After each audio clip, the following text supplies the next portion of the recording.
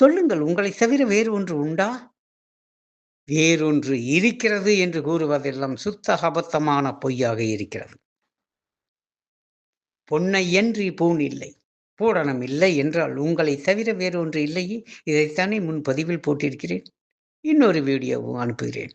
உங்களை பற்பல கோணங்களில், பற்பல விதங்களில் வெளிப்படுத்துவதற்குத்தான் நீங்கள் அதுவாக இருக்கிறீர்கள், நீங்களாகவும் இருக்கிறீர்கள் என்பதை கூறுவதற்குத்தானே இத்தனை விதமான பதிவுகள் போட்டுக் கொண்டிருக்கிறேன். ஆனாலும் நீங்கள் அதை புரிந்து கொள்ள தவறுகிறீர்கள். நீங்கள் மட்டுமல்ல, இந்த மனிதர்கள் அனைவருமே அப்படித்தான் இருக்கிறார்கள்.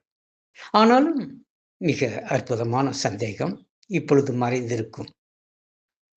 நம்மை நாமே மறைத்துக் கொண்டு மாயையில் மறைந்தும் மறந்தும் இருக்கிறோம் என்பது அதுதானே உண்மை? உங்களுடைய பதில் இதுதானே?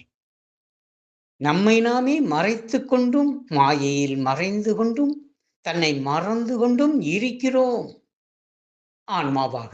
ரொம்ப அழகான வார்த்தை இந்த பதிவில் இருக்கிறதை பாருங்கள். இந்த தன் உணர்வு இல்லாமல் வேறு எதையும் செய்ய முடியாது. வேறு எந்த இயக்கமும் இல்லாது போய்விடும் என்பதுதானே நிதர்சனமான உண்மை. அழகான பதிலை கொடுத்து அற்புதமான கேள்வியாக்கி இருக்கிறீர். என் அன்பு நிறை ஆசீர்வாதம். நன்றி செய்க, நலமே பெறுக.